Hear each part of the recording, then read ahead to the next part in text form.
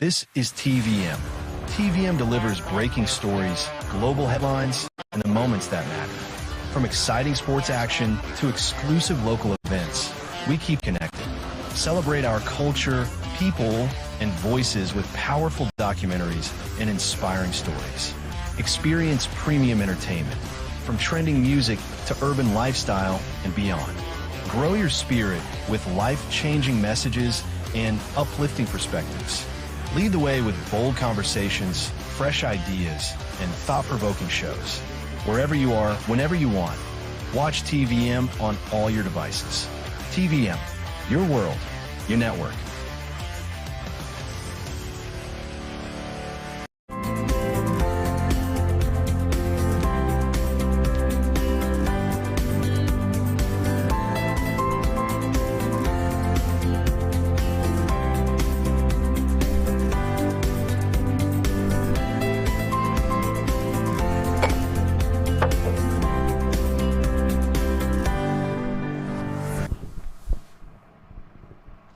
A very good morning to you. This wonderful Tuesday, right? Oh, Tuesday. Don't mind me.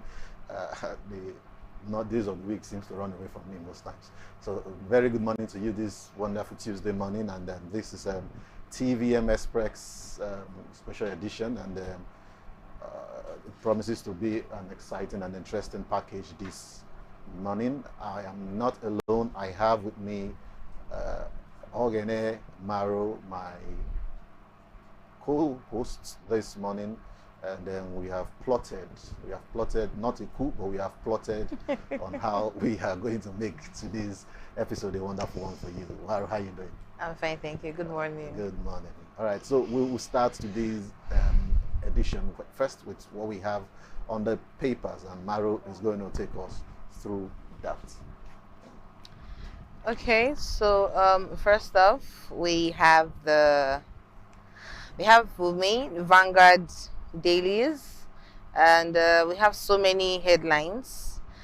Food inflation still rising, but at slower pace. Akpabio, Mark, Shehu, others mourn as media icon Dan Agbese dies at 81. Tinubu to judiciary, justice must never be for sale. Pope warns against escalating violence, persecution against Christians in Nigeria. Nicki Minaj to address UN on alleged persecution of Christians in Nigeria. Wow, this is interesting.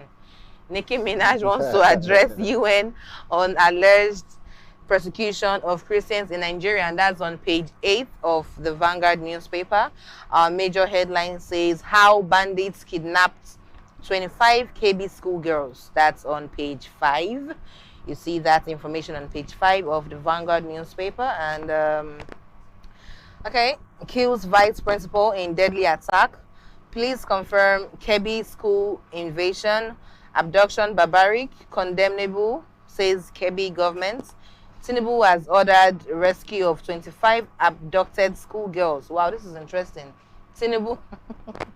Atiku condemns attack, advises federal government to strengthen security architecture. Gunmen abduct ex Subeb's father.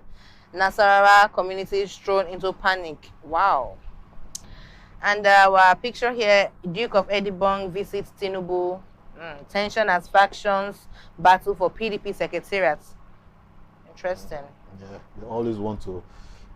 This faction would always want to claim that they're the legitimate faction. So now we have two factions. Yes. I don't know whether I can call it the Wiki faction, but there is a faction, and that has been expelled from the PDP. Yeah, from the PDP. Then there is the other faction that held their conference at Ibadan. So we have those two factions. So we have two factions in PDP. Yeah, and I've always, the first question I asked when I heard of the expulsion and everything was, who would go to the secretariat? Because this PDP matter is like cockcrow for a lot of us now, because since the advent of this party, they've always had faction. I don't think there's any year PDP has not had faction. It's been from one faction to the other, and it's been from one drama to the other, if you ask me. PDP has always been a very dramatic party. They're always in the news for funny reasons. And do we have any more papers to look at? Yeah, we have the Daily okay, we have The Nation. Okay. Almost the same. The Nation. Factions head for showdown at PDP Secretariat. That's on page 5. Sexual harassment. Suspended Unical Law professor gets 5-year jail term. That's on page 5 of the Nation's newspaper. Tinubu orders manhunt for abductors. Rescue of 25 pupils. Still on the Nation's newspaper. Obasanjo, Fayose back at war. That's on page 3. Tributes flow as journalism icon Agbese dies at 81. That's on page 30. Oh, that's a great loss. Wike and the Rule of Law by J.B. Daudu, page 11. Eno snacks 2 aides, names Peter HOS. So I think we have almost the same thing on all our dailies. I think we have the same thing, almost the same. Okay, The Guardian says declining food prices, Firma Nigeria pull inflation to 15% national target, and that's on page 6 of The Guardian newspaper. Security fears deepen over schoolgirls' adoption.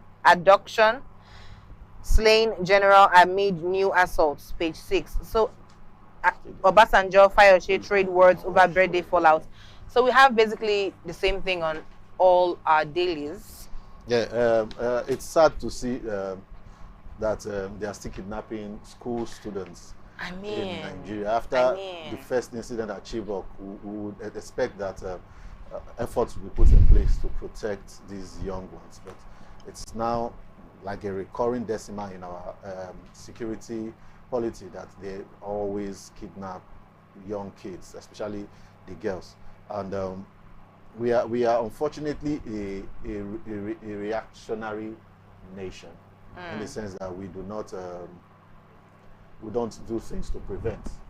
Yeah. We always react. So I am hoping, for the sake of the girls and the sake of their parents, that these girls are found, so we don't have the people, that the powers that be, talking about the security architecture, would work on modalities to make sure things like this do not occur anymore. I'm actually surprised that Tinubu said something in this one.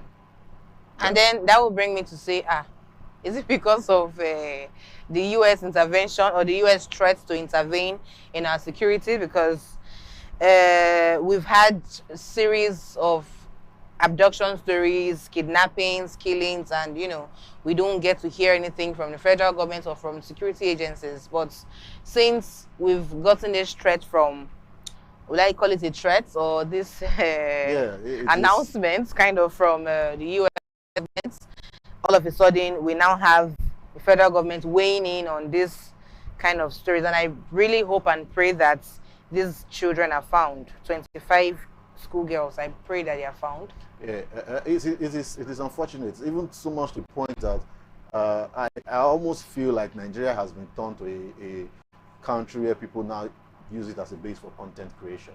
Because I also, just like you, when you read about Nicki Minaj going to the U.S. Congress to talk about killing in Nigeria, she's not a Nigerian. She has not been to Nigeria. Okay, she has been to Nigeria, she has, yeah, but she doesn't live in Nigeria. Yeah. So I do not understand the at what capacity she's neither a professed she's a professed Christian, but she's not a professed church leader. So I wonder in what capacity she is. She's going to pull in. Yeah, she's going to do whatever it is that she's going to do. Well, Trump has declared Nigeria as a country of concern, right? So at this point, any help we can get will be welcome. So from anybody or from anywhere, anybody that can offer us help, please. Because the rate at which the killings go, it's as if we are not talking about human lives here. It's as if it's even livestock are not supposed to die like this. Not talk of human lives, but we've had series of killings, hundreds and hundreds of killings, and it's not It's not nice at all. All right, so we go on a quick break, and then TVM Express will return after the break. Stay tuned.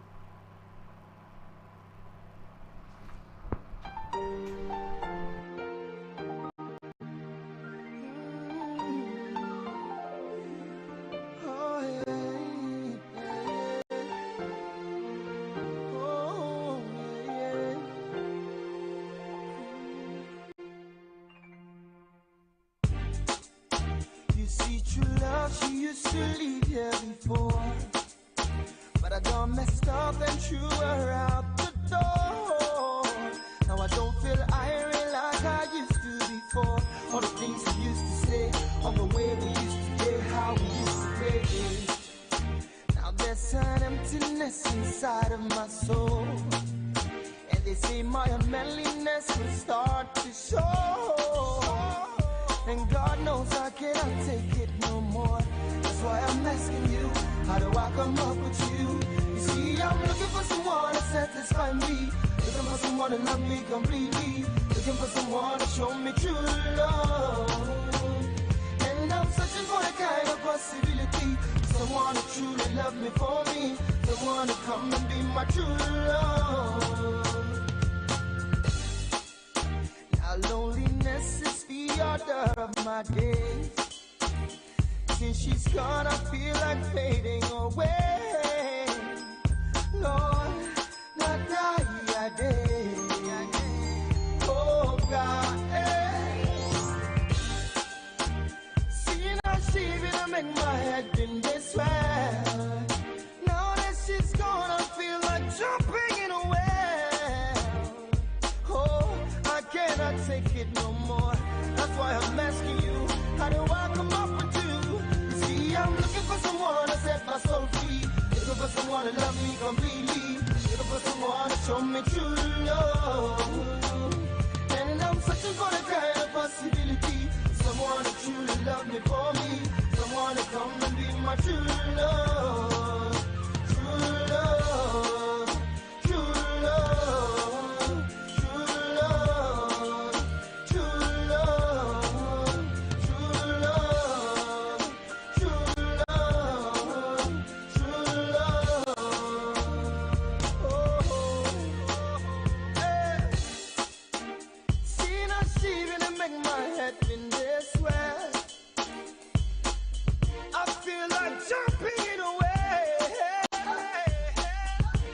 Cannot take it no more. Oh God, you see, I'm looking for someone to satisfy me, looking for someone to compliment me, looking for someone to be my true love. And I'm searching for the kind of possibility, someone to truly love me for me, someone to come and be my true love. True love, true love, true love, true love, true love, true love.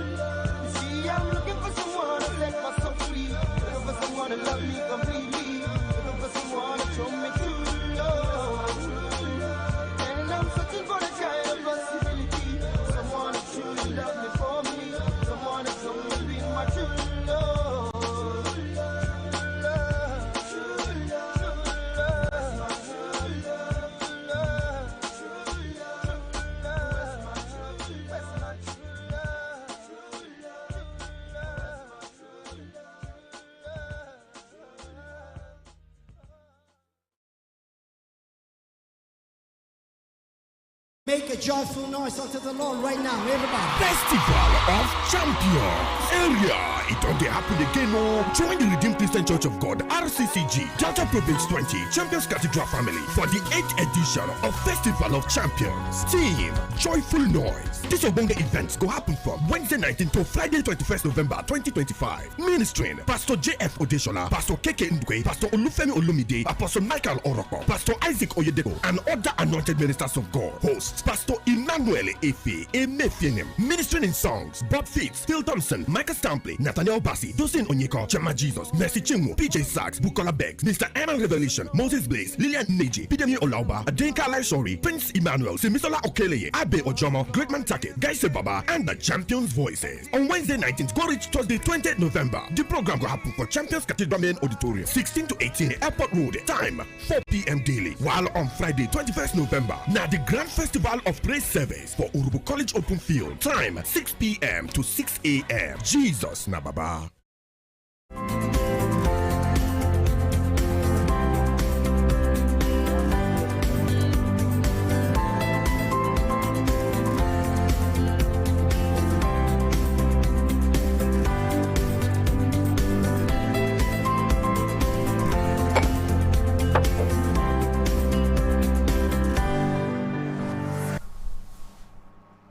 All right, you're welcome back. Welcome back from that break. We'll take some updates before we go into the nitty-gritty of what we have this morning. First, we start with the PDP. As you heard on the headlines, they are set, the factions are set for showdown at the Abuja Secretariat over rival meetings. The People Democratic Party is bracing for a confrontation at its national secretariat in Abuja, Wadata Plaza on the 18th of November 2025, where newly elected Chairman Kabiru Tanimu Turaki plans an inaugural National Working Committee meeting at 10 a.m. The rival factions that are loyal to the FCT Minister Nyesom Wiki have also scheduled a committee board of trustees and National Executive Committee gathering at 11 a.m. in the same venue, following Turaki's election and expulsion at the party's Ibadan convention on November 15th. Which prompted police complaints and court challenges from dissenting governors.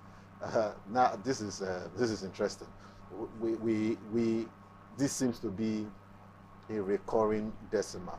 I think either politicians deliberately position themselves to be used to the detriment of their party, probably for the gain of the opposing party, or for some reason they just like fighting amongst themselves. Now, the normal excuse is a family affair. Internal party wrangling is a family affair. They will sort it out within themselves. But the problem I have is, this is your family.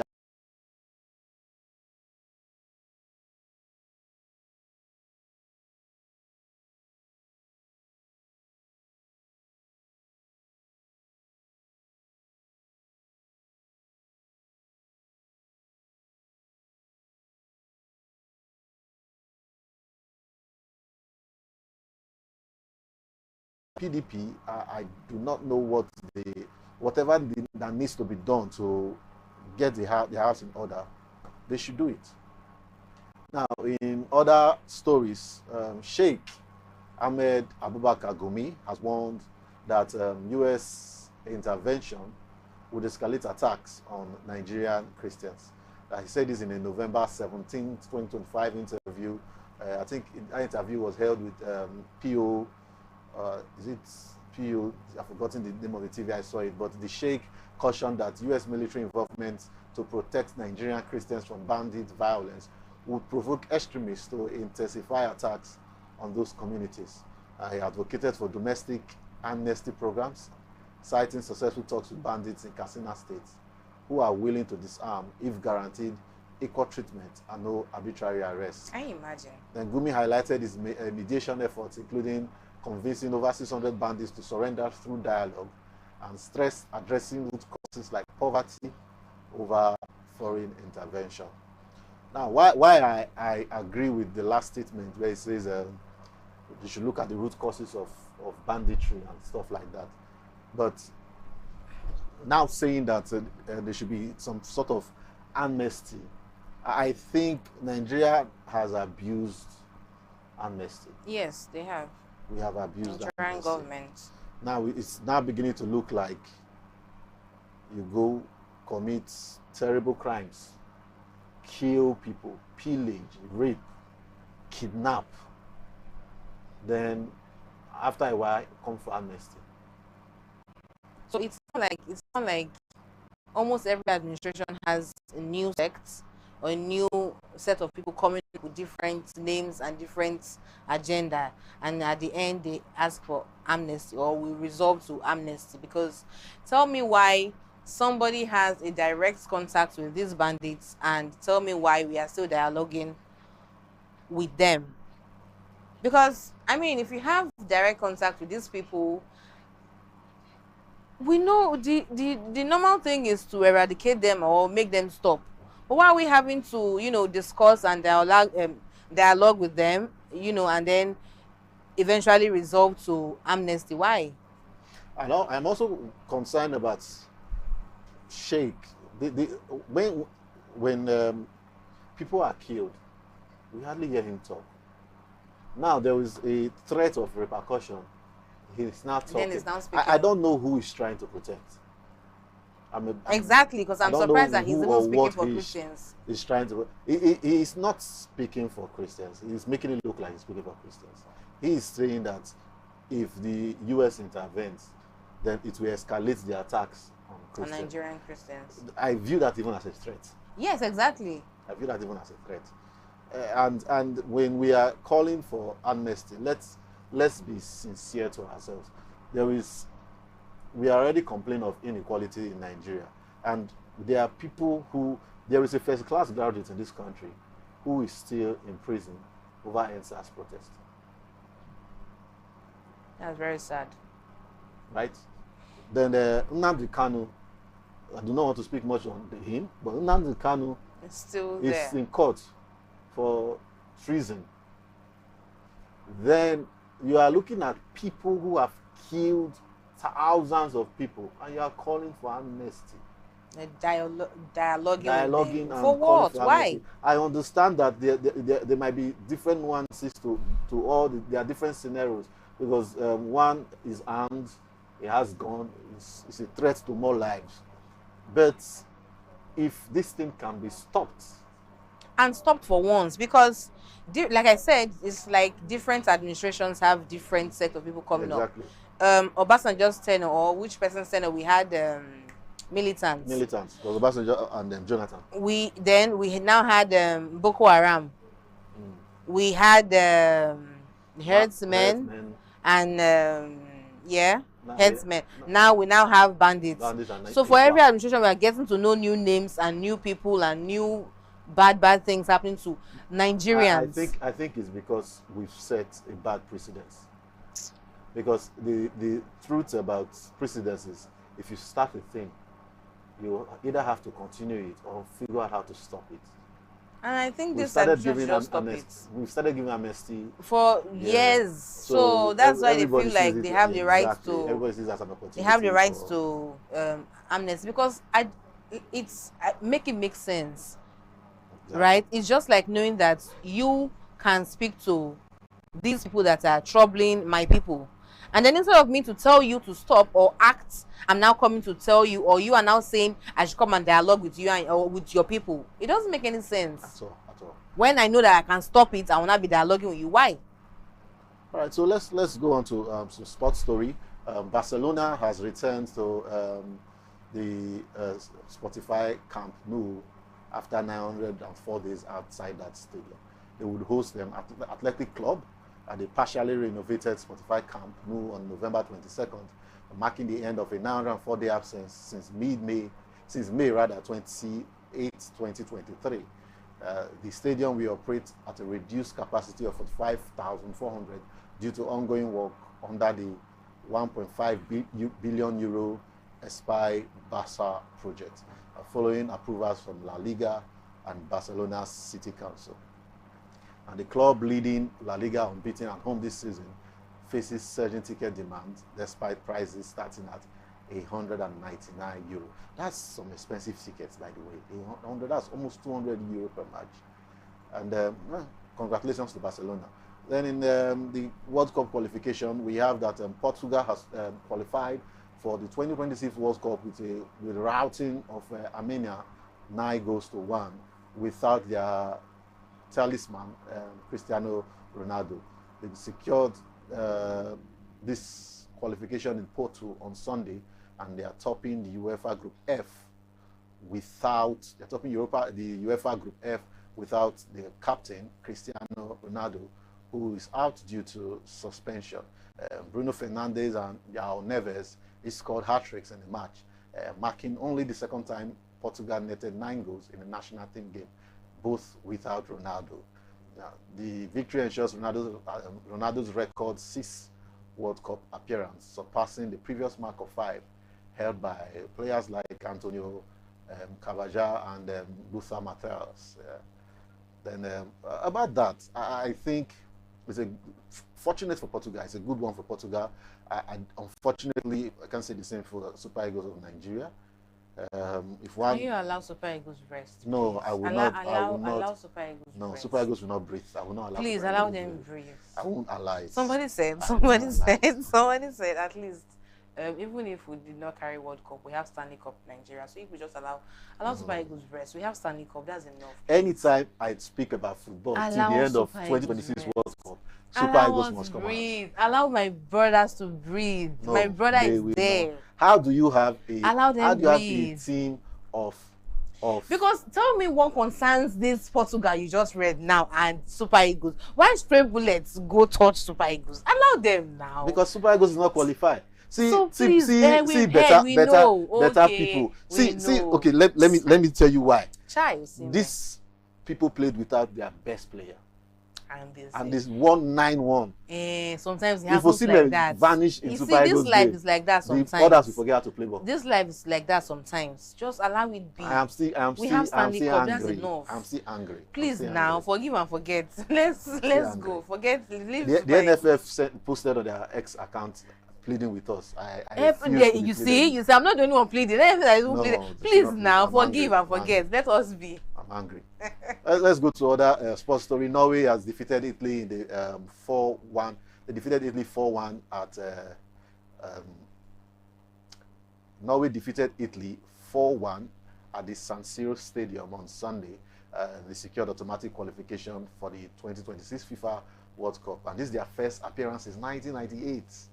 This is 1998 with Erling Haaland scoring a rapid brace in the second half, with Antonio Nusa and Jürgen Strand Larsen also netting goals in an undefeated UEFA Group J campaign. This is another club. This is another team, so undefeated. They went to the and they're beating everybody.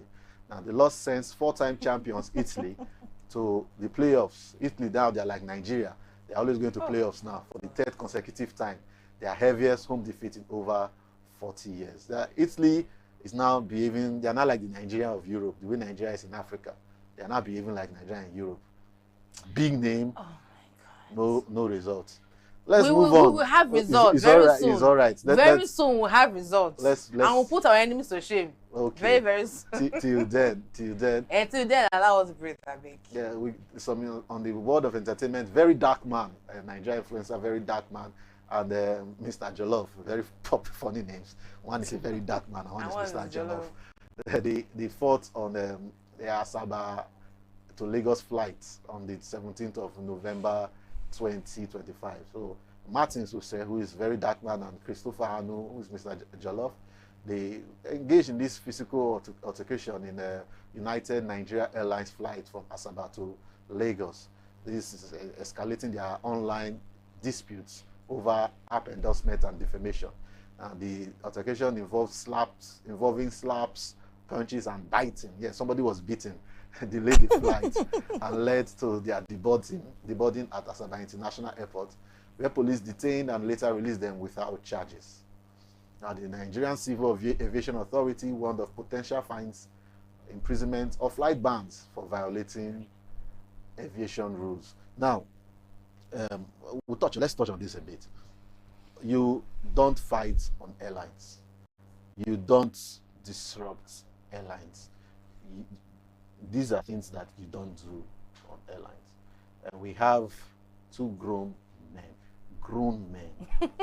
If those, emphasis on grown. if these two men have impregnated girls at the time they were old enough to impregnate girls, their children will be in secondary school. Yes. Grown men in an airline decided to engage in fisticuffs over online beef. Now, one thing that I've gotten from this story is I am one of those people who will tell you that there is nobody who cannot do anything. You just have not found yourself in the environment to do something. You understand? Yeah. Like the way we have. Oh, okay. My apologies. I understand that Mr. Jolloff's real name is Freedom.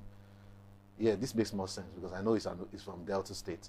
Freedom Okpetorise. Okpetorise. Please don't spell my brother's name. Okpetorise. Ashepoyi. Ashepoyi. Yes. Okay. Sorry. All right. So that is his real name. My apologies. Why Martin Sotse is very dark man. No, that's what I was saying. I said I'm saying until you find yourself in a situation, you cannot, in all honesty, tell people you cannot behave like that. Yes. No. True. When Nigerians blame governors and presidents, I tell them, you've not become a governor. You've not yet. been there, yeah. When you get there, if you don't steal, then we can clap for you. Like my mom will always say, you will not know if you're a thief until you're exposed to money. Yeah, exactly. So you see the money that is bigger than you. Yes, you will now know if you can control yourself. So when that lady from is it the Akwa Ibom, Calabar, the Akwa Ibom lady was dragged out of the plane, and harassed, all these people put on ring lights and had their 2 cents, and it got to their turn. And it's not looking as if this Festus Keamu's regime is about fighting because we've had K11, or what's his name? Kwam1. We've had this Akwa Ibom girl. I'm saying Kwam1 and Kwam2. And the girl is Kwam2. And I think this is Kwam3. Because it's from one drama to another. So we've had Kwam1, Kwam2, and unfortunately we've had Kwam3. Yeah. And unfortunately, these are notable people. Like I told somebody, I said, in my own opinion, Very Dark Man has nothing to lose. I don't know, in my opinion, he has, because he's a controversial person. But Mr. Jolloff is a government appointee. You have everything to lose. Yeah, that's true. So you cannot allow somebody. They are both at fault. I think so far he's even lucky that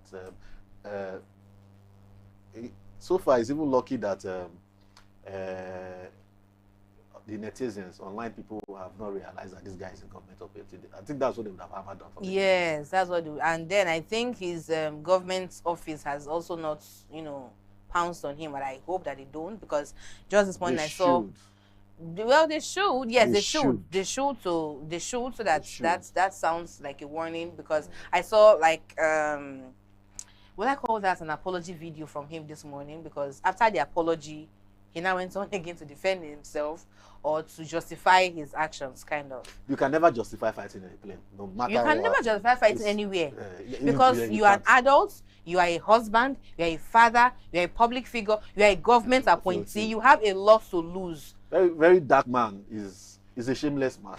Yes, and a controversial person. So he has absolutely nothing to lose. He has nothing to lose. So I expected him to take, because the video will play very soon. From the video, it seems Very Dark Man taunted him. Yes, Very Dark Man approached him first, from what we saw.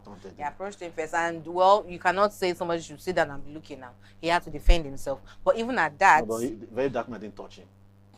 Very Dark Man didn't touch him before he reacted. Very Dark Man went with, from what we watched, Very Dark Man went with a threat of, I will slap you, and so approaching me saying you will slap me, I will have to stand up and see what you want to do.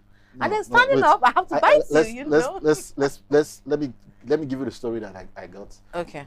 Over the online controversy. Yeah. The Mr. Jolloff threatened that wherever he sees Very Dark Man, he will slap him. Right? Yeah. So they met on the plane, which is even interesting. In this country, AY and Basketman, even Basketman did a video about that. They've been on airlines several times at the height of their beef. They don't fight. You just know, I don't talk to you, you don't talk to me. Exactly. We move on. Exactly. But not the very dark man we know. As it should very, have very, been. very dark man would always want to do something. So from what I saw, I think he approached Jollof like, sure, you say you will slap me anywhere you see me, right? So he wanted to get the slap. When he was not getting the slap, he now started taunting Mr. Jollof, I would slap you, I would slap you, before Mr. Jollof lost his cool. And funny enough, the backstory to all of this is very trivial, flimsy, and very trivial. Because I don't know what is. Oh, this one said this. Oh, you're supporting this, and then that has now made two people to start. Two grown-up men to start fighting. Two grown-up men. Somebody is a father, and the other one, it's very sad. So quickly, let's share the video with the viewers. Let them have their own say. Talk back on that for flag. We'll slap you on that. One life. Media, we're getting a banner.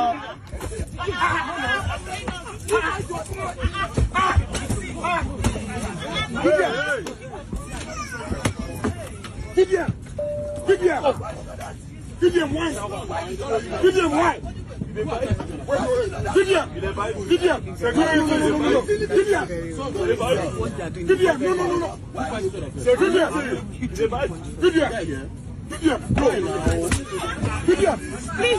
don't see.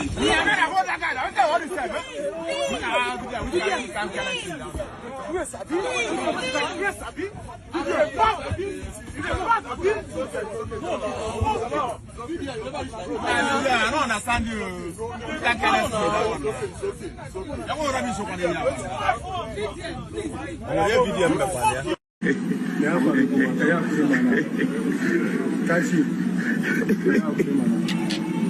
Oh, I don't chop jollof, father. Where's I please? See, they bite me. Man, where they bite? They bite. Man, where they bite? You know, shame, they bite me. This person, man, where they bite?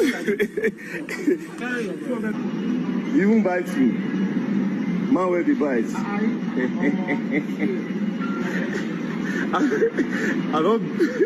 I beat. They beg, they help them. They bite me. Jollof, they bite me. If they bite me, I enter plane, I see him. After I say, today you go slap me. I go near and I punch me, boom. When I follow him, he started bite me. He had red. He bite me. Sure? Who is this man? Make a joyful noise unto the Lord right now, everybody. Festival of Champions. It is here again. The most anticipated praise event in the Christian community returns bigger, louder, and more joyful than ever. Church of God, Delta Province 20, Champions Cathedral family. This is the 8th edition. With the powerful theme, Joyful Noise. From Wednesday 19th to Friday 21st November 2025. Get yourself ready for 3 unforgettable days of praise, worship, and divine encounter. Ministering Pastor J.F. Odeshola, Pastor K.K. Ndukwe, Pastor Olufemi Olumide, Apostle Michael Oroko, Pastor Isaac Oyedepo, and all the anointed ministers of God. Hosts, Pastor Emmanuel Emefenem. Music ministration by Bob Fitz, Phil Thompson, Michael Stampley, Nathaniel Bassi, Dusin Onyekon, Chioma Jesus, Mercy Chimbo, BJ Sass, Bukola Beck, Mr. M and Revelation, Moses Bliss, Lillian Neji, Bidemi Olaoba, Adenka Alashayori, Prince Emmanuel, Sumitola Okele, Abe Ojomo, Greatman Tackett, Gaise Baba, and the Champions Voices. Venue, November 19th and 20th, Champions Cathedral Auditorium, 16 to 18 Airport Road, Efferon, at 4 p.m. daily. Friday, November 21st is the Grand Festival of Praise at Oroba College Open Field, 6 p.m. till dawn. Don't come alone. Invite someone. Jesus is Lord.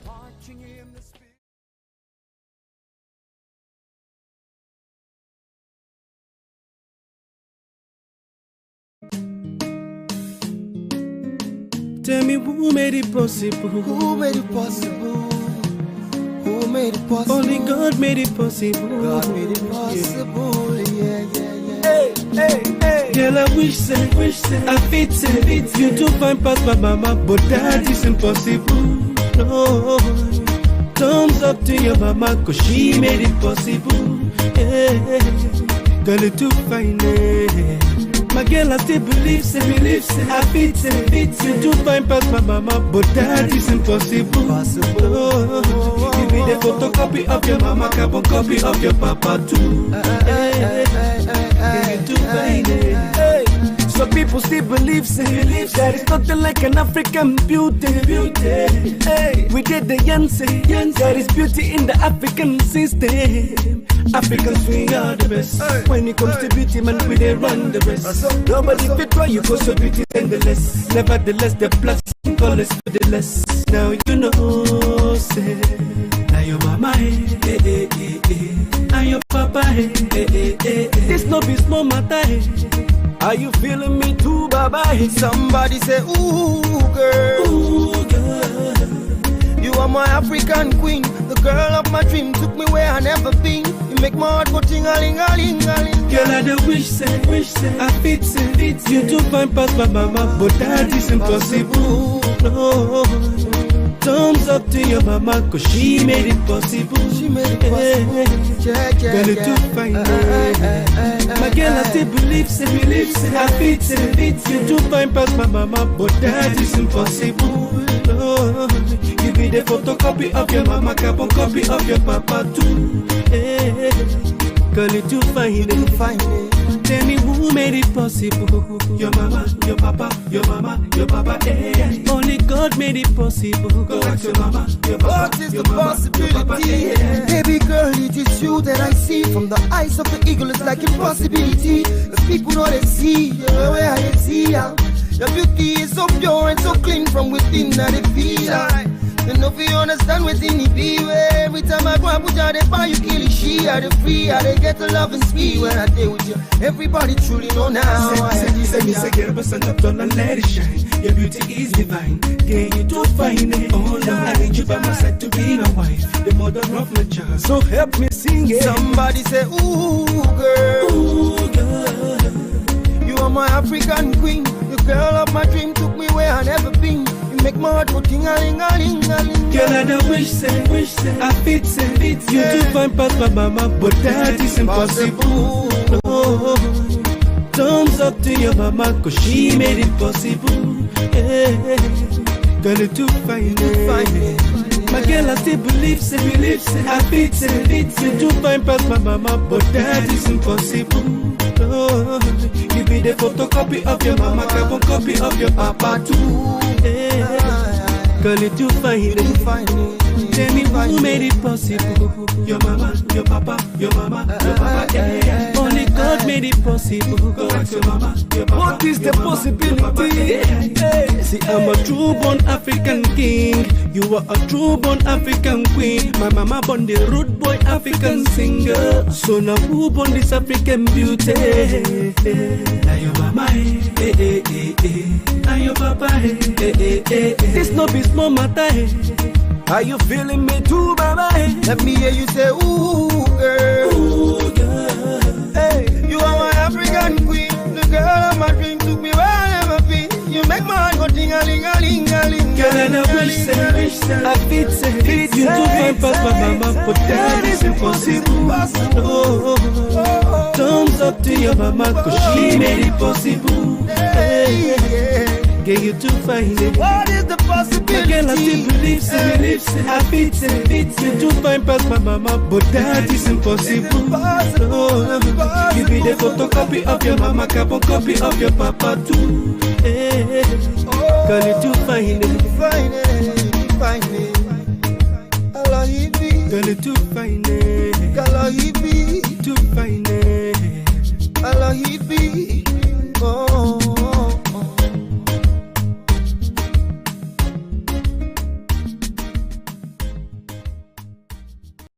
Make a joyful noise unto the Lord right now, everybody. Festival of Champions. It is here again. The most anticipated praise event in the Christian community returns bigger, louder, and more joyful than ever. Hosted by the Redeemed Christian Church of God, Delta Province 20 Champions Cathedral family. This is the 8th edition. With the powerful theme, Joyful Noise. From Wednesday 19th to Friday 21st November 2025. Get yourself ready for 3 unforgettable days of praise, worship, and divine encounter. Ministering Pastor J.F. Odeshola, Pastor KK Ndukwe, Pastor Olufemi Olumide, Apostle Michael Oropo, Pastor Isaac Oyedepo, and all the anointed ministers of God. Hosts Pastor Emmanuel Emefenem. Music ministration by Bob Fitz, Phil Thompson, Michael Stampley, Nathaniel Bassi, Dusin Onyekon, Chioma Jesus, Mercy Chimbo, BJ Sass, Bukola Beck, Mr. M and Revelation, Moses Bliss, Lillian Neji, Bidemi Olaoba, Adenka Alashayori, Prince Emmanuel, Sumisola Okele, Abe Ojomo, Great Man Tacket, Gaise Baba, and the Champions Voices. Venue, November 19th and 20th, Champions Cathedral Auditorium, 16 to 18 Airport Road, Efferon, at 4 p.m. daily. Friday, November 21st is the Grand Festival of Praise at Oroba College Open Field, 6 p.m. till dawn. Don't come alone. Invite someone. Jesus is Lord.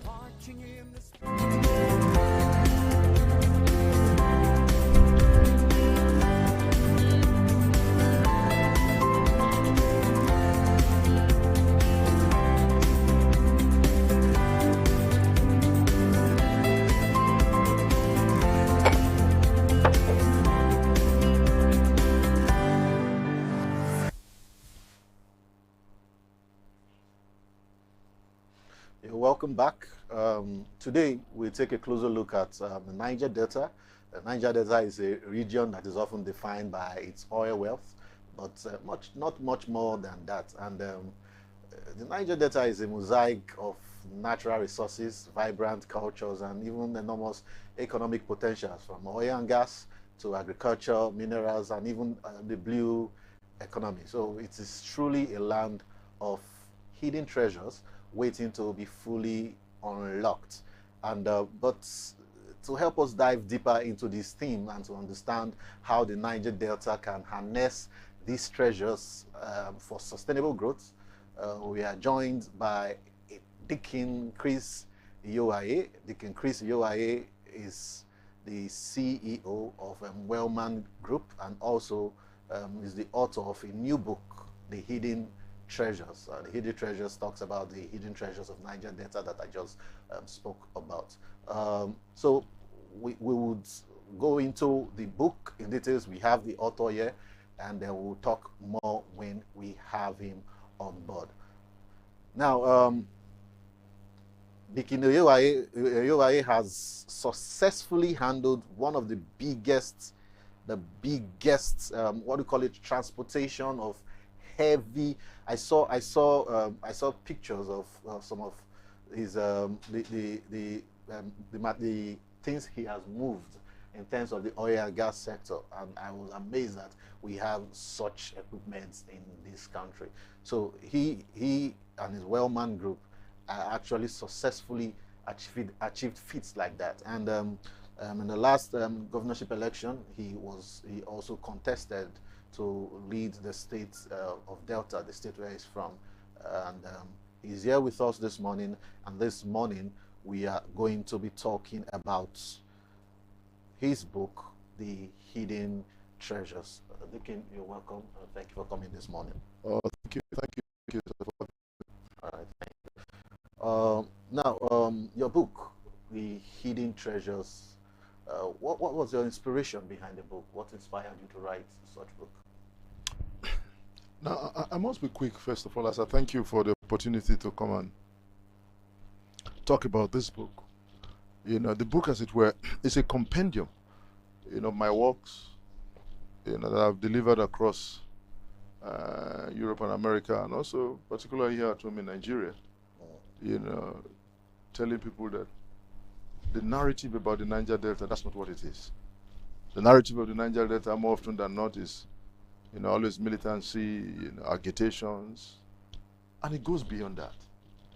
in the business space, I've been active in the oil and gas business and servicing the oil and gas majors.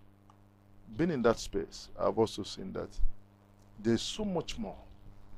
And if you look at it critically, you will discover that this region is a gift to this nation and this part of the world. If you look at the kind of resources on ground, so that we're not bringing to bear, so that people can look at it, so that people can see it. They are there, and it doesn't seem as if, people are taking any notice. And the resources that are hidden, and they're hidden in the sense that, there's not been any intentional move to look at those areas. Now, when you look at other resources apart from hydrocarbon, you have gold, you have uranium, you have lignite, you have manganese, you have silicon sand, you have clay, it goes on and on. You have coal, just to mention a few. And when you talk about the Niger Delta, you are talking about from Ondo to Abia. These resources, apart from oil and gas, have been properly mapped out. Mapped out, for people, for investors to take advantage. So when we see this thing that is not been looked at, and we want to now, this book wants to bring it, to the front burner, so that people can look at it and take appropriate and exploit, responsibly. Now, you say these treasures are hidden. Figuratively, they are hidden. But beyond the oil sectors, what are these other treasures that are hidden that you want to bring to the front burner? Well, I've only just said I've taken time to just itemize the other, things that are hidden. Okay. And what I'm simply saying, the entire Niger Delta have been mapped out. These resources are known. Like I've just mentioned to you now, you have manganese, you have lignite, you have uranium, you have gold, you have all these in the Niger Delta. All these are, that's what I'm saying. They're all in the Niger Delta and mapped out. And for some reasons, the system is not taking advantage of it.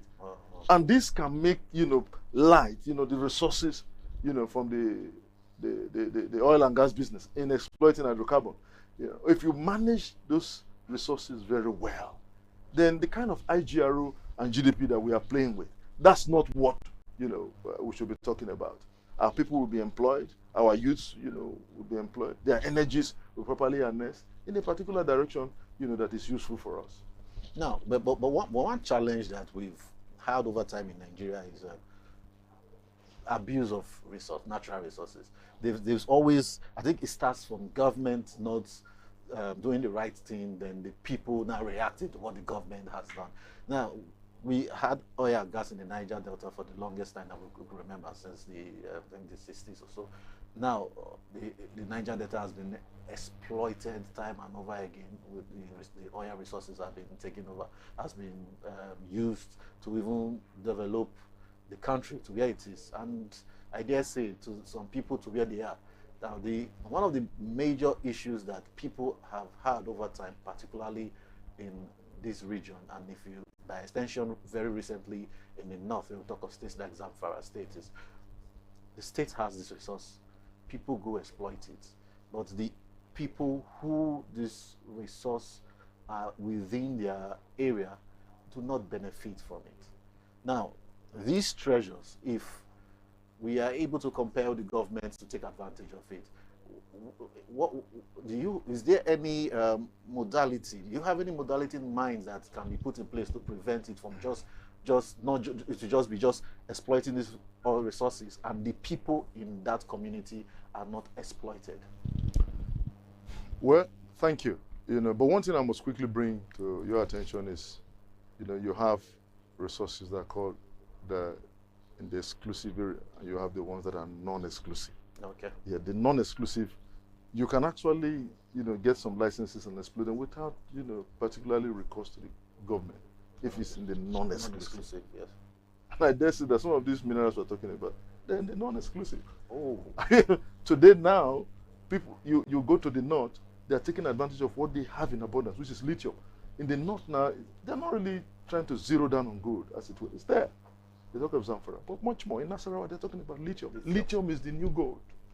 You know, they're taking advantage of it. This is what we are saying. We have so much resources here that we can take advantage of.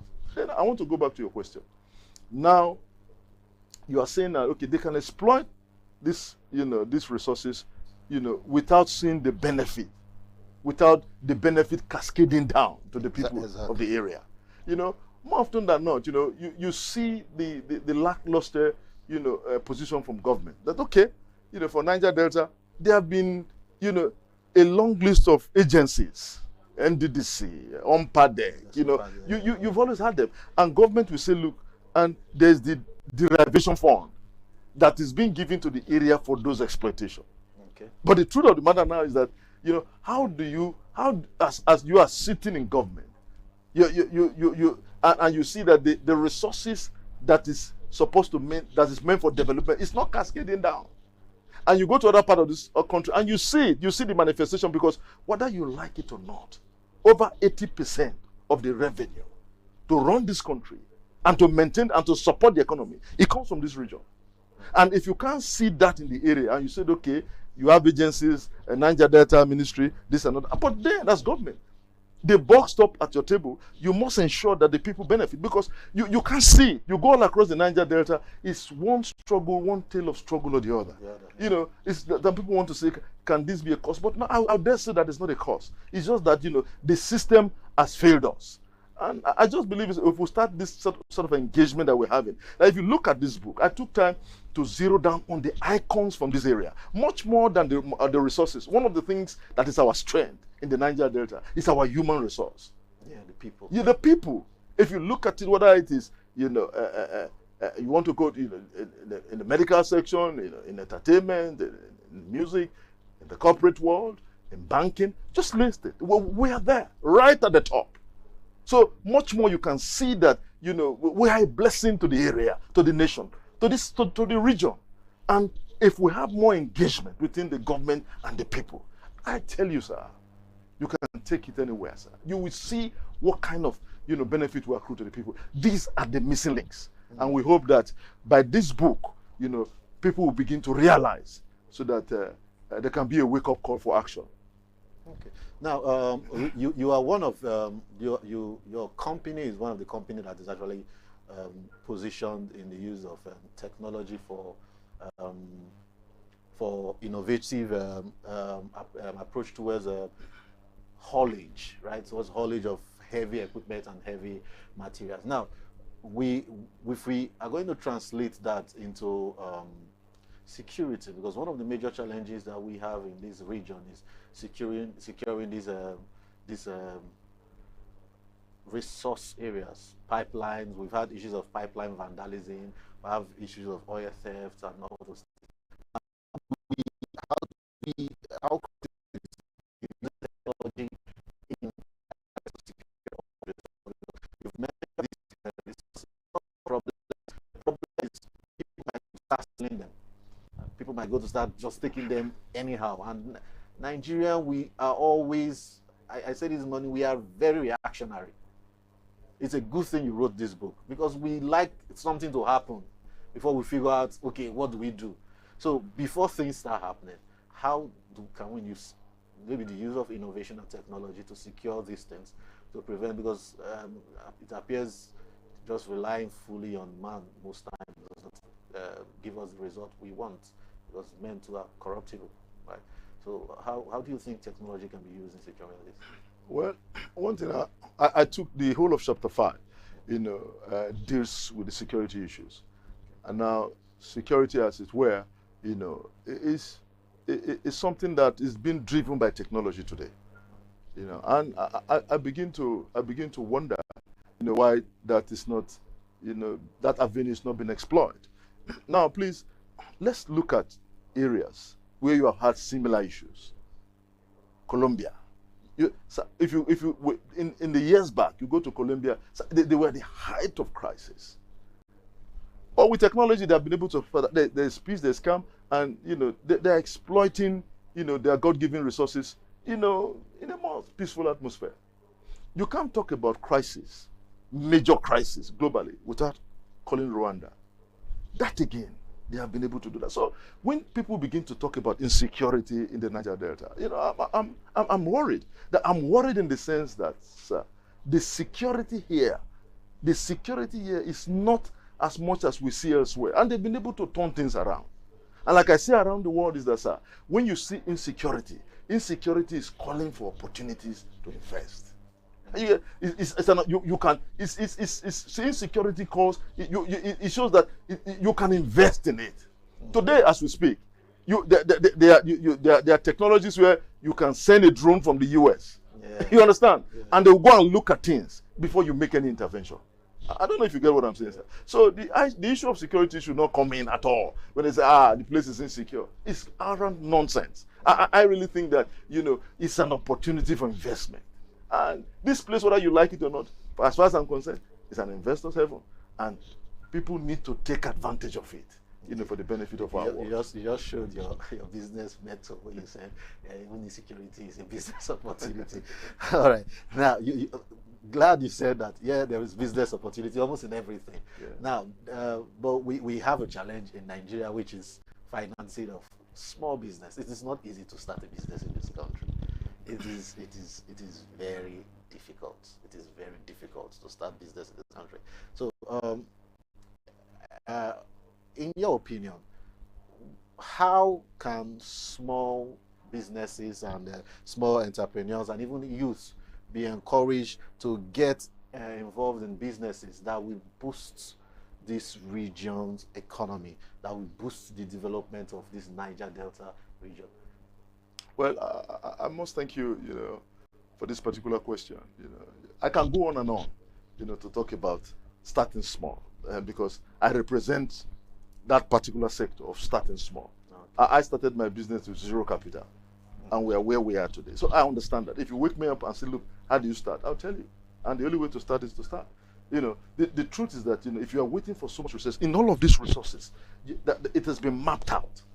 And you can really start, you know, without capital by, first of all, having information and knowing where those things are. These things have been mapped out, and there are people looking for it. You know, that's how we started. There are people looking for it. We are able to link up, you know, people, you know, looking for a particular thing and letting them know where the resource, you can find the resource, and you are making your money on the side. And that's how we started. I started that way, make a little money on the side, and I didn't start going to buy houses, or I didn't start going to buy vehicles. No. I started, when those resources were coming, I started buying equipment to do the work, technology to do the work. We are buying technology. So that's where it is what we have bought, we are using today. So what I'm sharing with you, sir, is the things that we have handled, it is things that we have done in the business space. So I want to, you know, this is not so much, I didn't deal much on that on this book, you know, because mine is just the resource. But now that you're asking this question, sir, it is possible. Because I represent the people that can start small. Today, well, I started small, but today in that business that I'm doing, servicing the oil and gas industry, I can proudly tell you that I'm a market leader in the entire continent of Africa. You know, it's not by saying it. I'm talking about the human capital and equipment on ground. Are you getting what I'm saying? Yeah. Equipment on ground. And the people that we have trained to do. When I started this job, because of the, you know, the very technical nature of, you know, of operating our equipment, there are times when we want to go to a site, we have as much as 4, 5 expatriates. But today, there's not a single expatriate. Nigerians have been trained to take over those capacities. And if this is done by one man, it is possible by another. So these are the kind of things we are saying that, look, our youth here, we have resources in this place. Stop idling away and wasting time. Let's take advantage of it, because the first thing that starts is the power of information. When you are aware, when you know these resources are there, then we can harness it and take advantage of it for our common good. There's so much. When I hear people saying, nothing is happening, and I begin to wonder, is it the same space that we are that you can see opportunities everywhere? We have opportunities everywhere, sir. People need to wake up. Our news, they need to wake up and rechannel their energies. Energies that have been diverted, you know, to, you know, other unholy areas, you know, can be taken back if, you know, we are serious about what God has given us here. All right. Now, we spoke about the security challenges in our resource management, particularly in Niger Delta. There is another challenge that is big, the challenge of environment, the environmental challenges. Now, how it's a two-way. There are facets to it. There is the negligence of the company, the negligence of government, and I dare say even to some extent, even the people in the environment, allowed it happen for a while till it became critical before they started complaining. Now, how, when we are exploiting these resources, how much care and attention do we have to give to the environment? How much of government involvement do we need to protect the environment and to protect the people living there from having complications as a result of mining all these resources? And what should anybody who is going into this business take, how will I put it, going into business, take note of in terms of the environment? Well, I must thank you. You know, today, you know, our environment is, you know, exploited, an overload of carbon emission. Yeah. You can see it. You can feel it. Everywhere you can see it, you can feel it. You know, and you know, it's a call for action that we need, something that we need to do something about. You see so much changes, you know, in our environment. It can only tell you that, you know, these resources are not, you know, responsibly exploited. Now, taking, for example, the OICs, the IOCs who are managing and producing, exploiting hydrocarbon. I tell you, sir, they would rather want to pay a fine. You know, you know how many times they have had to shift the goalposts about gas flaring? They said, okay, we shifted 2010, 2020. You know, we will stop. You know, if you start, you pay X amount of fine. They rather pay fine, you know, than manage the, and that's a lot of resources that we're flaring away. Yeah. We are flaring resources away. Every time you see gas flaring, sir, that is money that is being burnt away. You know, so it's a call for action between, you know, the people and the government. We need to hold people accountable. You can't come and exploit our area and, you know, and it's affecting us. You see the air quality is so bad. And some of the diseases that you're beginning to see that are amongst us, it's not unconnected with some of these things that you are seeing. Carbon emission, you know, gas flaring all over the place, and all of that. You see the kind of rain that comes. It's acidic rain. You can you see yes, acidic rain. And this can only be related, you know, can only be connected, you know, to irresponsible exploitation of the resources. So if we're opening up these new areas, you know, there are criteria, you know, that you need to meet, you know, for exploitation, so that it can be a responsible employment rather than just say because you want to make money. No, it goes beyond that. You want to make money, fine, but you must be mindful of the environment. Okay. Now, aside mineral resources, the Niger Delta has agricultural resources, right? Okay, can you talk to us a bit on what those agricultural resources are? Sir, you know, when people talk about agriculture, it goes beyond just putting a seed on the ground. Exactly. You know, it's wide.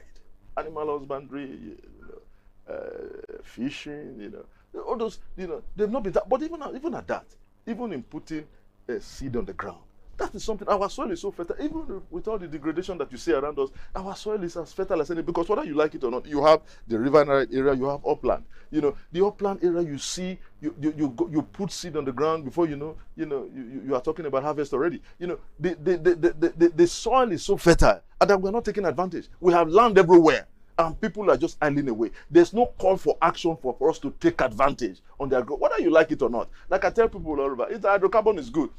But hydrocarbon, as you see today, is less than 130 years. Are you getting me? Yeah. And now people are already looking for alternative source of energy. So I tell you gradually, that thing is on its way out. Are you getting what I'm saying? So people are looking for alternative source of energy. Whether you like it, agriculture has been, a mega business before now. Even while hydrocarbon is on its way out, it's still going to be a mega business. You know, we need to take advantage of our environment, the fertile soil that God has given us, you know, so that we can correctly boost agriculture. Okay. Then there is another economy that I notice a lot in this state, and I think I call it one of the silent money makers that people have not looked at, the blue economy, the waterways and the maritime commerce and everything. Now, how much of that economy has been taken advantage of in this region? Oh, I'll tell you, that's what I call the ocean economy. Yeah. You understand? Not been tapped at all. It's just, you go on the Atlantic and you see it. In terms of exploiting it for our common good, you know, that we're not tapping it at all. We're not touching it. If you go to some countries, some advanced economies, That's what is the main business. You get me, sir? That has not been done. Then even marine transport. Lagos is as close as anything from your back door here. Are you getting me, sir? Yeah, I've always wondered how. Yeah, from the back. Lagos is as close.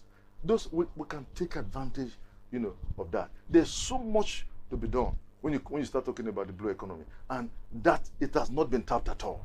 So, now, do you think it's because a lot of attention is being paid to oil, less attention to how to work the oil? Because it's like Nigeria we just drill out the oil, send them to wherever I want to send. We don't think about the shipping. We don't think about moving all those things. You think government has the bulk of the blame will lie on the feet of the government for not paying attention to all this? Or is it that we as a people Nigeria has this habit of gathering themselves where they think the money is? Right. Yeah, I think, definitely when you see this, how resources are being shared, from exploitation of hydrocarbon, and then monthly the resources are shared, they rely more on that resources, and then there's much more, to be exploited for a common good. I've just explained to you, you have the exclusive and the non-exclusive. Even if you think you are going to be taking a risk. So the blue economy, is it exclusive or non-exclusive? Some parts is exclusive and some part depending. Okay. Some part is not. So, but even some of them that are non-exclusive, it's just a matter of getting, license from the regulatory bodies. But even for crude oil, you have to wait for an OML license. There are criteria. Everything is spread out in this book. What it takes. I was even about to ask, how easy is it getting the securing these licenses? No, well, there are criteria. There are criteria you need to meet, and everything is spelled out on this book. That's why we are sharing these things. I don't want to share everything. I want people to come to come and look at this book. Now, if you look at this, even the resources, all the resources that are there. When you talk about dolomite, I will tell you what it's used for. It's there. It's not. You are not going to Google to ask questions. What is this that you are using lignite for? It's there. You will see it. So I've taken time to put this research, even so that people can correctly take advantage of it. So who did you write this book for? Most importantly, number one, for investors. Okay. Number two, for our young population who are here who thinks that, okay, all hope is lost, there's really nothing. I'm trying to tell them that no, all hope is not lost. There's a lot much more that you can do. So these are the people that needs to take advantage. And also for government. Government needs to look at some of these things that we are saying so that, we can correctly harness the resources of the area. And where can one get the copy of the book? Well, we are going to advertise those after the unveiling. The unveiling of this book, which as a result, of my engagement in the business space, in the communities, for decades, is what I've now had to reduce into a book for posterity. So on the 21st of November, which is this Friday coming, we are going to unveil it in Abuja, in Ladi Kwali Hall, and then in Warri, in the Monarchy Epic Arena on the 25th. Okay. So in Abuja, the chairman of the unveiling is Major General Ike Wanchuku, the former Foreign Affairs Minister. Yeah. Then the special guest of honor is our former president, Goodluck Azikiwe Billy Jonathan. Okay. And then the book reviewer, which is the keynote speaker, is Professor Ezekome. Mike Ezekome, who will be doing justice to that. So everything is prepared. Don't worry, we have, a whole lot of people. My big brother, Chief Reverend John Bulejovi, is the chairman of the Warri One. Ebele, our former president, Goodluck Ebele Jonathan, is still the special guest of honor. And the Warri too? Yes. And the book reviewer is Professor Sonny Agufedia. He's the book reviewer. So we have taken time. We want to reveal this thing. You understand? We want to reveal this thing so that people can responsibly harness what we have in the area. Okay. So you've heard from the mouth of the experts, because I think he has earned the right to be called the experts, because starting from zero, I don't know that I would say I'm impressed or I'm shocked that that company started from zero. And if you do not know the Wellman Group, maybe you should Google it. Check the Wellman Group, and that company started from zero. So meaning, grabbing a copy of this book, The Hidden Treasures and Exposition of the rich resources and opportunities of the Niger Delta, and going through it would show you things way more than the oil and gas that we are clamoring and climbing ourselves over to be part of. The book would tell you all that. So as soon as the book is launched, keep your ears peeled, and we at TVM we also would give you feedback and information on how to get the book wherever you are. So it's been an amazing time with you, sir. Thank you for coming. Thank you. And thank you for sharing with us the hidden treasures. I believe we would like to take advantage of it. Also, thank you for your inspiring commitment to Niger Delta. You're one man I know in anything Niger Delta. There are a lot of things I have heard you have done that I might not even have the time to start saying it, but you are one man that anything that concerns this region, you are involved, whether it's in terms of in the space of charity, in the space of governance, in the space of even policy and everything. You are involved just for the benefit and the betterment of this region. So I would like to appreciate your involvement in that. And a lot of people leave their region and just abandon it and go elsewhere. You could have been anywhere. Yeah. You actually could have been anywhere, but you are here. So I appreciate and I thank you for that commitment. Thank you for the book also. Thank you. We'll get a copy of it, and I'm sure our viewers will also get a copy when the book is launched. Thank you so much. Thank you. I'm grateful. I'm grateful to TV Metro. Thank you so much, sir. Thank you, sir. All right. So we go on the break, and when we come back, TVM Express would continue. Stay tuned. Make a joyful Thank noise you so unto much. Wow. the Lord right now, everybody. Festival of Champions. It is here again. The most anticipated praise event in the Christian community returns bigger, louder, and more joyful than ever. Hosted by the Redeemed Christian Church of God, Delta Province 20, Champions Cathedral family. This is the 8th edition. With the powerful theme, Joyful Noise. From Wednesday 19th to Friday 21st November 2025. Get yourself ready for 3 unforgettable days of praise, worship, and divine encounter. Ministering Pastor J.F. Odeshola, Pastor KK Ndukwe, Pastor Olufemi Olumide, Apostle Michael Orokpo, Pastor Isaac Oyedepo, and other anointed ministers of God. Hosts Pastor Emmanuel Emefenem. Music ministration by Bob Fitz, Phil Thompson, Michael Stampley, Nathaniel Bassi, Dusin Onyekon, Chioma Jesus, Mercy Chimbo, BJ Sass, Bukola Beck, Mr. M and Revelation, Moses Bliss, Lillian Neji, Bidemi Olaoba, Adenka Alashayori, Prince Emmanuel, Sumisola Okele, Abe Ojomo, Greatman Tacket, Gaise Baba, and the Champions Voices. Venue, November 19th and 20th, Champions Cathedral Auditorium, 16 to 18 Airport Road, Efferon, at 4 p.m. daily. Friday, November 21st is the Grand Festival of Praise at Oroba College Open Field, 6 p.m. till dawn. Don't come alone. Invite someone. Jesus is Lord. Come on, you don't make me fall in love. Fall in love. Fall in love. Hey, let pass so bad to him.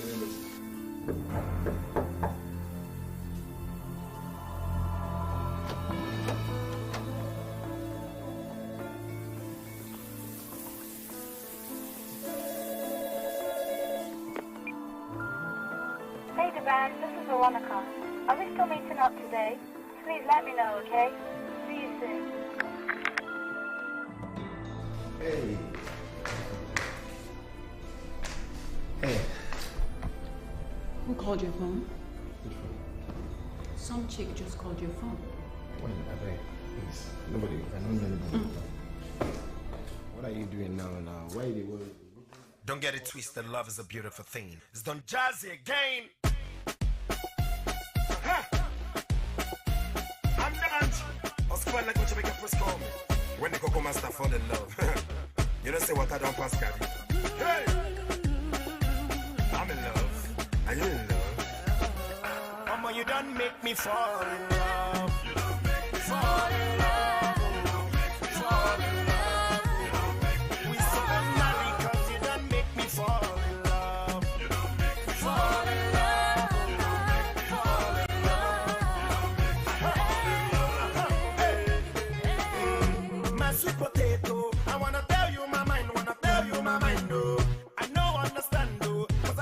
well, but they say love is blind, no.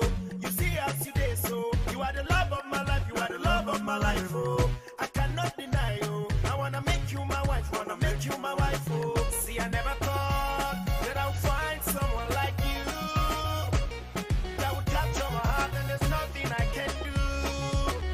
I used to brag to my friends that I'd always be a player, but since I set my eyes on you, mama, you done make me fall in love. Fall in love. Fall in love. We still not married 'cause you done make me fall in love. Fall in love. Fall in love. Fall in love. My sugar banana, as I don't get you, if I say make a hammer, me I know you wait, oh. Make you come follow me, make we go see my mama. For better, for worse, so we go there together in any kind of weather. See, I know the joke, oh. Say, na true at the talk, oh, na true at the talk, oh. My friends, they ask me, say, oh boy, what is the matter? Me, I can tell them, say, you they make my head scatter. See, I used to lie to myself that I'd always be a player, but since I set my eyes on you, mama, you done make me fall in love. Fall in love. Fall in love. We still not married 'cause you done make me fall in love. Fall in love. Fall in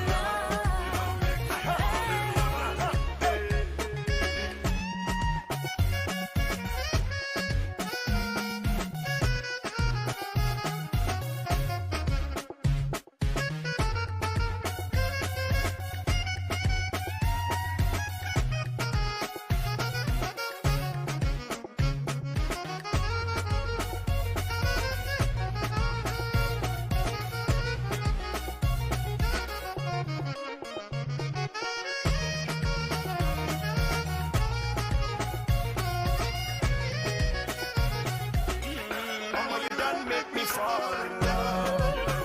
Fall in love. Fall in love. We still not married 'cause you done make me fall in love. Fall in love. Hey, the band, this is Veronica. Are we still meeting up today? Please let me know, okay? See you soon. We still not married 'cause you done make me fall in love. Fall in love. Fall in love.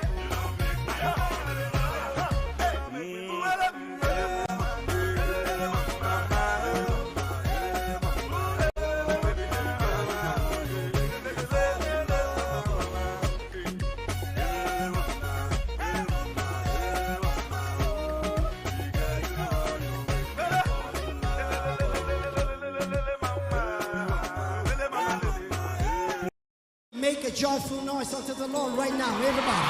Festival of Champions. It is here again. The most anticipated praise event in the Christian community returns bigger, louder, and more joyful than ever. Hosted by the Redeemed Christian Church of God, Delta Province 20, Champions Cathedral family. This is the 8th edition. With the powerful theme, Joyful Noise. From Wednesday 19th to Friday 21st November 2025. Get yourself ready for 3 unforgettable days of praise, worship, and divine encounter. Ministering Pastor J.F. Odeshola, Pastor KK Ndukwe, Pastor Olufemi Olumide, Apostle Michael Oropo, Pastor Isaac Oyedepo, and other anointed ministers of God. Hosts Pastor Emmanuel Emefenem. Music ministration by Bob Fitz, Phil Thompson, Michael Stampley, Nathaniel Bassi, Dusin Onyekon, Chioma Jesus, Mercy Chimbo, BJ Sass, Bukola Beck, Mr. M and Revelation, Moses Bliss, Lillian Neji, Bidemi Olaoba, Adenka Alashayori, Prince Emmanuel, Sumisola Okele, Abe Ojomo, Greatman Tacket, Gaise Baba, and the Champions Voices. Venue, November 19 and 20th, Champions Cathedral Auditorium, 16 to 18 Airport Road, Efferon, at 4 p.m. daily. Friday, November 21st is the Grand Festival of Praise at Oroba College Open Field, 6 p.m. till dawn. Don't come alone.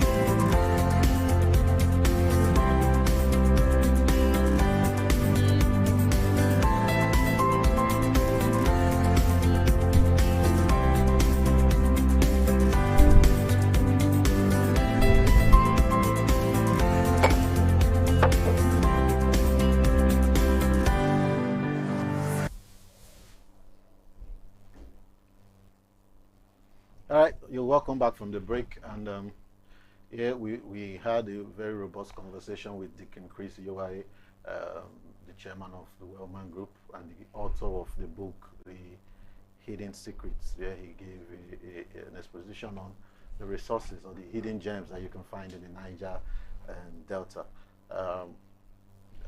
It's a book that I think we should get when it's launched. We should read. Yes, we should because it talks a lot about not just for the sake of knowledge alone, but there was also the opportunity that comes with getting to know the secrets, the different things or the different opportunities that we can use or take advantage of in the Niger Delta region. Yes. Okay. From what he said, understand that the Niger Delta has a natural wealth that goes beyond oil. It mentioned agricultural potential. True. And there's the agricultural potential. We talk of fisheries and palm produce. The Niger Delta has oil palm. We have a lot. We have a lot. What is interesting is Nigeria used to be one of the top oil palm producers in the world. There used to be a story. Until Nigeria happened. Oh, until Nigeria started happening. Yeah, because I remember I've always been told that one time we used to export cocoa. Yes. Cocoa. We had oil. Coal. Coal.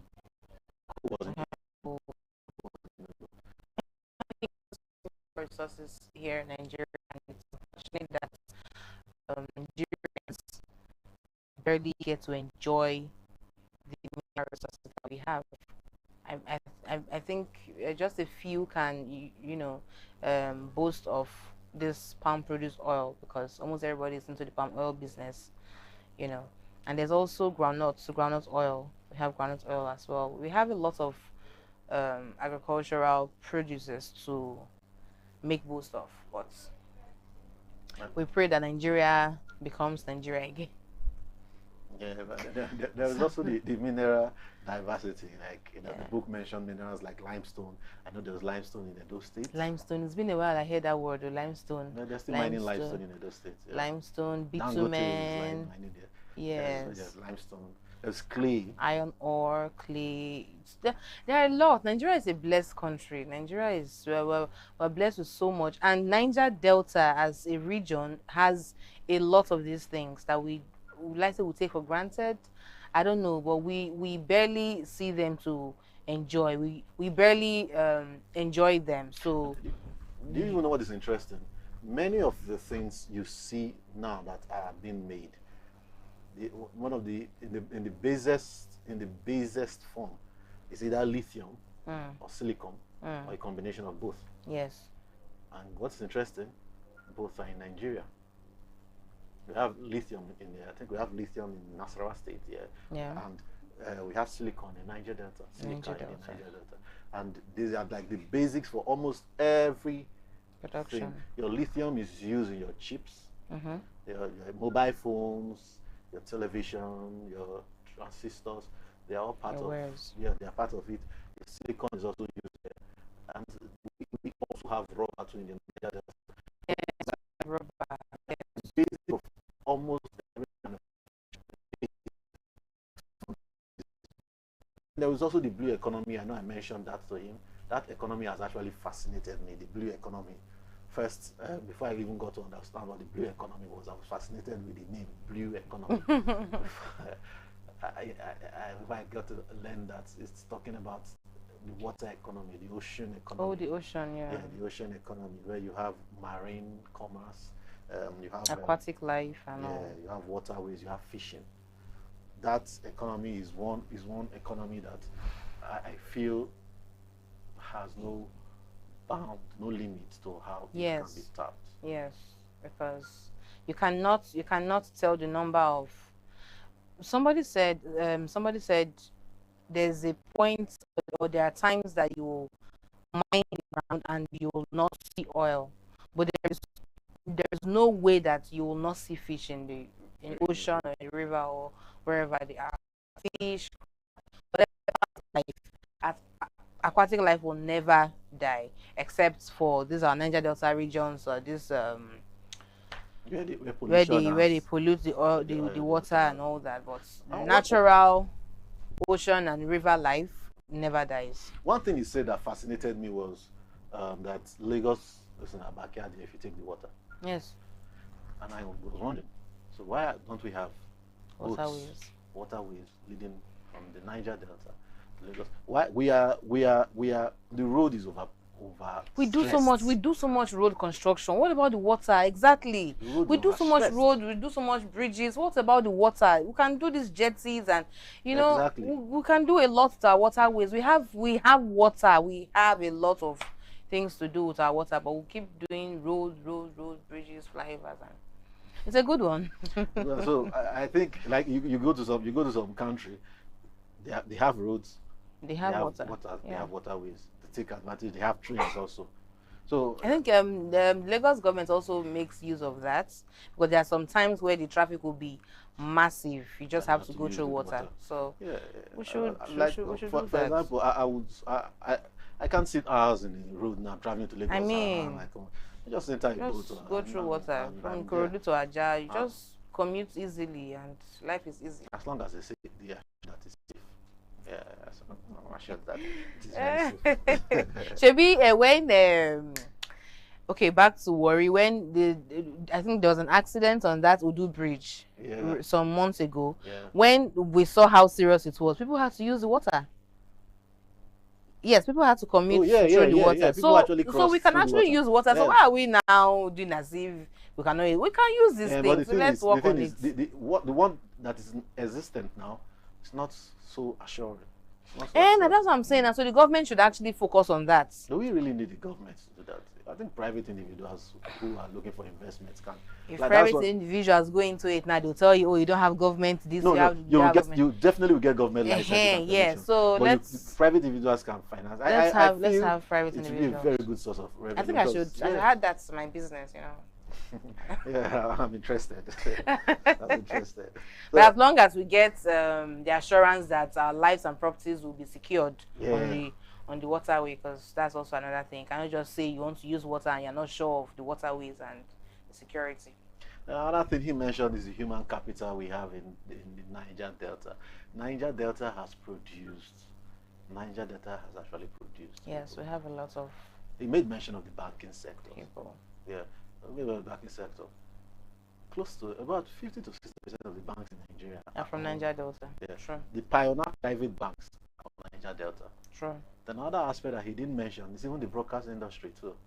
The broadcast industry at some point was populated by people from the Niger Delta.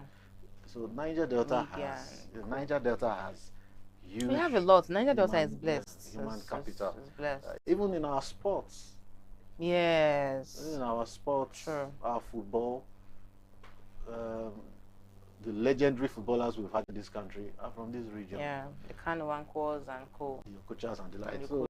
So we have huge human resource, and we also have culture. I think when it comes to cultural diversity, the Niger Delta has a range of culture. Yes. From the Akwa Iboms to the Calabar, you still see little culture, and the diversity is so distinct. Yes, very distinct. And it's amazing that we can still live in harmony.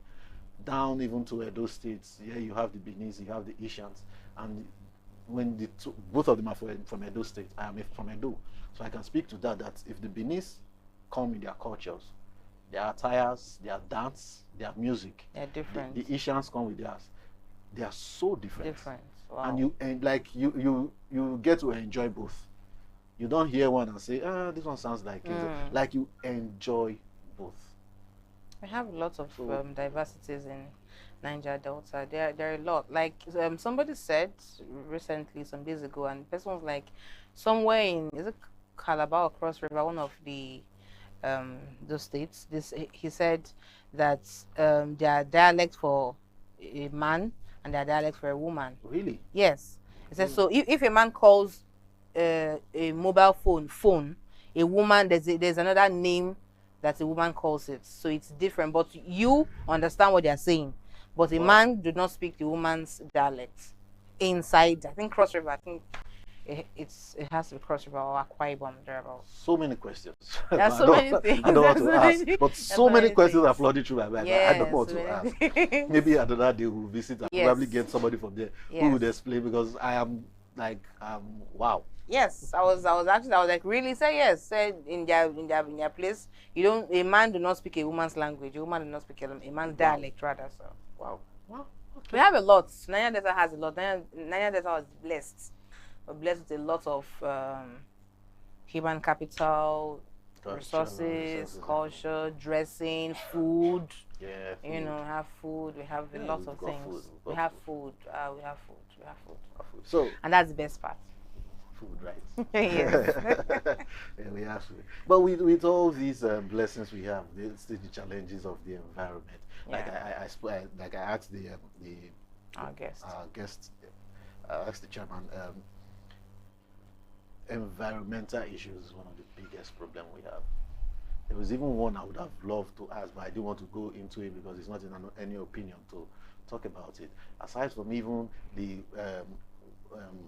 environmental challenge that are posed by multinationals or even small companies that are drilling all these mineral resources. You talk of gas flaring, talk of polluting the water.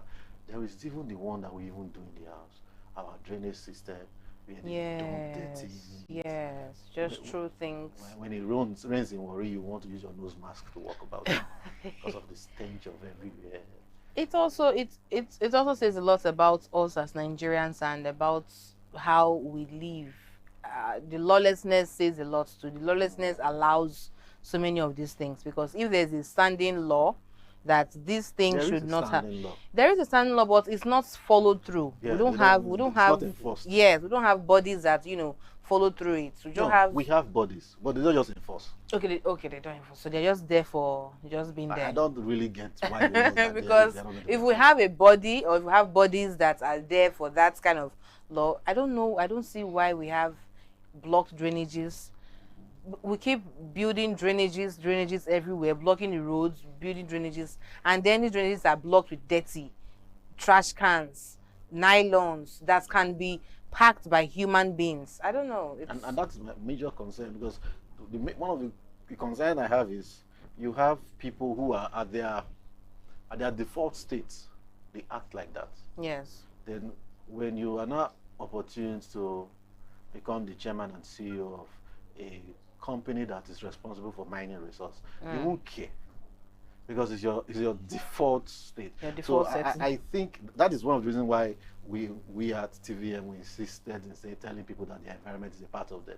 Yes. Because if at the basis level, at the level of your coming up, you learn how not to trash everywhere, then it becomes easy if you are the CEO of a conglomerate that is into mining and stuff. You care for the environment, because believe it or not, like our guests said, even some illness that we go through is as a result of these environmental caused by we humans. And the truth is, in this same Niger Delta, it's not in every region or not in every state that you can do that. Is not every state in Niger Delta is that lawless. Yes, there are some states that you cannot just litter things around. You will be fined or you'll be punished. So I think other states should also pick up and act it, because it's not just about keeping your state beautiful, it's about the health of your citizens. Right. So aside from the environmental problem, we also have problem with security, which to an extent the government are doing their best. They're securing the. Are they?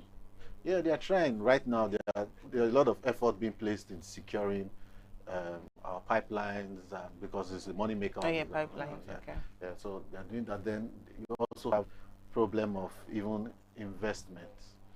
Like I asked our guests, problem of investment, securing investment. But I am also impressed that he said he started with zero capital. That is a feat, because if you see the organization he manages, it's impressive that started from zero capital. So it is an encouragement to our viewers and our team, our young viewers, that something can begin. Just begin. A very good example is what you are seeing on your TV screen, TVM. Yeah. TVM is an example of starting with little beginnings and just believing and knowing where you are going to. Just start. Just start. and you will get there. So we encourage you, our viewers, as soon as the book is launched, you will be made aware. Get a copy of the Hidden Treasures and join the conversation on how we can all contribute to unlocking the full potential of the Niger Delta region, and by extension our country, Nigeria. So thank you for staying tuned. Thank you for joining us, and for Maro. Thank you. And also remember that your environment is a very vital part of you. Do well to keep it clean. Stay tuned. Goodbye. Goodbye. Make a joyful noise unto the Lord right now, everybody. Festival of Champions area. It don't happen again. Oh, join the Redeemed Christian Church of God (RCCG) Delta Province 20 Champions Cathedral family for the 8th edition.